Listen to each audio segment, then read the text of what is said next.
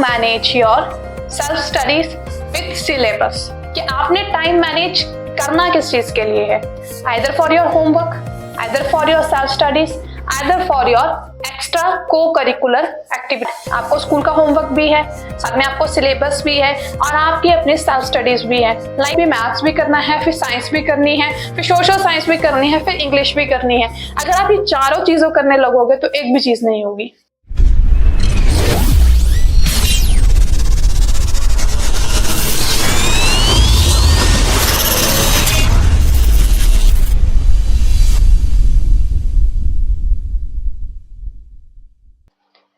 Hey guys, कैसे हैं आप सभी? होप्स आप सभी अच्छे ही हो। So today's blog is for students, कि कैसे आप अपने टाइम को जो है वो मैनेज कर सकते हैं। सो फॉर टाइम मैनेजमेंट, सबसे पहले आपको ये पता होना चाहिए कि आपने टाइम मैनेज करना किस चीज के लिए है, either for your homework, either for your self studies, either for your extra को करिकुलर एक्टिविटीज। क्लियर? आप इन तीनों चीजों में से एक चीज डिफाइन कर लीजिए कि आपको जो है वो टाइम मैनेजमेंट करना किस चीज के लिए है। Get it? Now the thing is that आपको स्कूल का होमवर्क भी है, साथ में आपको सिलेबस भी है और आपकी अपनी सेल्फ स्टडीज भी है। लाइक आप कई तरह के एग्जाम्स की प्रिपरेशन भी करते होंगे, स्कॉलरशिप बेस्ड एग्जाम्स की भी प्रिपरेशन करते होंगे। सो गाइस, कैसे उसको मैनेज करना है we will see in this video. So first of all, time management. So time management के लिए सबसे पहले आप अपना रूटीन देखें, डेली का रूटीन देखें कि आपका रूटीन क्या है डेली का। सुबह आप कब उठते हैं, कौन सी चीजें करते हैं, आपका डेली रूटीन क्या रहता है, साथ में आपका स्कूल का शेड्यूल क्या रहता है। साथ में आपने एक चीज और नोटिस करनी है कि उसके बीच में जो आपका होमवर्क आ रहा है एज वेल एज जो आपकी अपनी सेल्फ स्टडीज है। Get it? Now how to manage your self studies with syllabus. मैं आपसे बिल्कुल नहीं कहूंगी कि आपने डेली जो है वो सारे सब्जेक्ट्स रीड करने हैं। जो स्कूल का होमवर्क आ रहा है उसे आप एज इट इज 1 घंटे में, 2 घंटे में, या कोशिश करिए कि उसको लेस टाइम में ज्यादा आप काम करके खत्म करिए। क्लियर? उसमें आपने नहीं सोचना है कि आपको कौन सा सब्जेक्ट पहले करना, जो आपको मन पसंद है उसे आप फर्स्ट कीजिए, उसके बाद जो है वो रेस्ट बाकी उस टाइम करिए।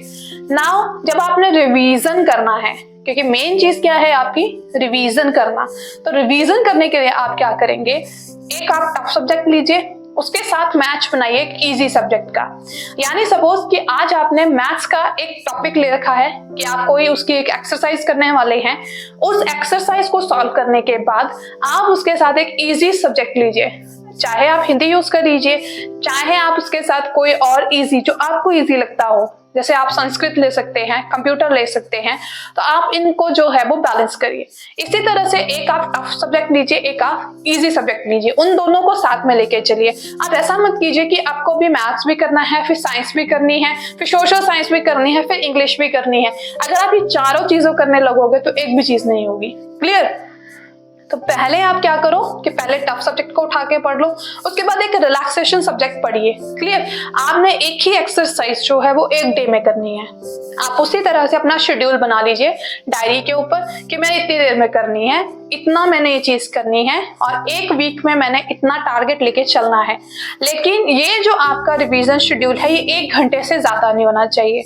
उसमें आप 25 मिनट, 15 मिनट, 10 मिनट, इन 3 के ऊपर जो है वो चलिए। या तो आप 10 मिनट बैठ के एक बार एक क्वेश्चन को सॉल्व करिए, फिर 5 मिनट के लिए वॉक करिए, क्योंकि आप कंटिन्यू जो शुरुआत कर रहे हैं, जो बिगिनर्स हैं, उनके लिए इतनी देर बैठना बहुत मुश्किल हो जाएगा। ज्यादा से ज्यादा मुश्किल आपको ये 2 वीक्स के लिए आएगी। क्लियर? 2 वीक्स के बाद आप धीरे धीरे आपकी सिटिंग जो है वो इंक्रीज करने लग पड़ेगी, क्योंकि आपको सेल्फ स्टडी करनी पड़ेगी। क्लियर? स्कूल का होमवर्क आ रहा है, या तो आप उसे पहले करिए या सेल्फ स्टडी पहले करिए, दोनों चॉइस आपकी है। बट मैं ये बोलूंगी कि स्कूल का काम पहले करिए, सेल्फ स्टडी के लिए बाद में टाइम निकाल लीजिए।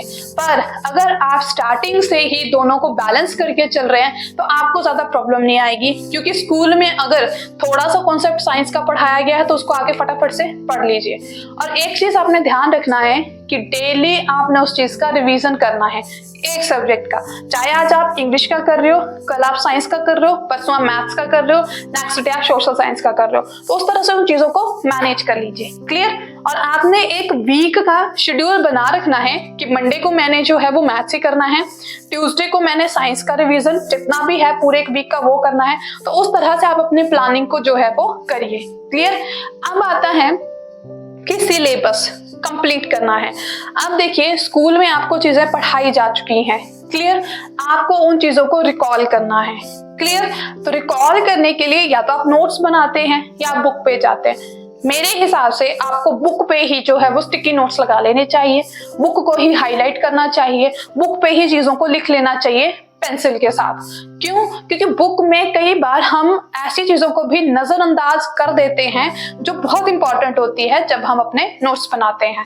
लेकिन जब आप बुक को ही हाईलाइट करते हैं तो उसमें कई बार वो इंपॉर्टेंट पॉइंट्स जो हैं वो आपको काफी ज्यादा हेल्पफुल हो जाते हैं। क्लियर। तो मेरे हिसाब से आपको बुक ही फॉलो करनी चाहिए, नोट्स के ऊपर उतना ना जाएं। तो जब आप बुक पे उसको हाईलाइट कर रहे हैं तो वहां पर हिंदी में भी जो आपको टफ वर्ड लग रहे हैं उसको हिंदी में लिख लीजिए, ताकि वो बार बार जब आपकी आंखों के यहाँ से निकल के आपकी आंखों के नीचे से होके निकलेंगे तो वो आपको चीजें याद रहेंगी। क्लियर।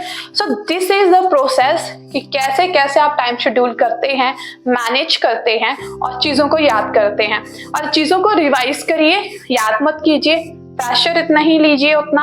और सबसे बड़ी बात, इस सब के साथ आपको एक्सरसाइज भी करनी होगी, ब्रीद इन ब्रीद आउट। ये 2 एक्सरसाइज आपको 10 टाइम्स जो है वो करनी है। इसके साथ कोई भी आपको हल्की फुल्की बॉडी एक्सरसाइज जिसमें आप जंपिंग जैक्स कर सकते हैं, आप रस्सी कूद सकते हैं, आप रनिंग कर सकते हैं, आप जो सिट स्टैंड कर सकते हैं, वो आपके ऊपर डिपेंड है।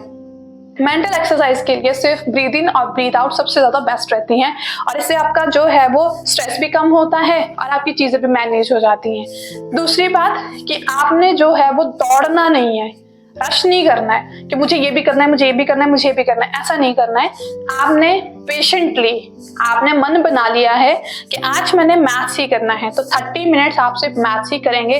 30 मिनट के बाद आप अगले सब्जेक्ट के ऊपर जाइए, क्योंकि 30 मिनट में आपका मैथ्स जो है वो होके कंप्लीट हो जाएगा।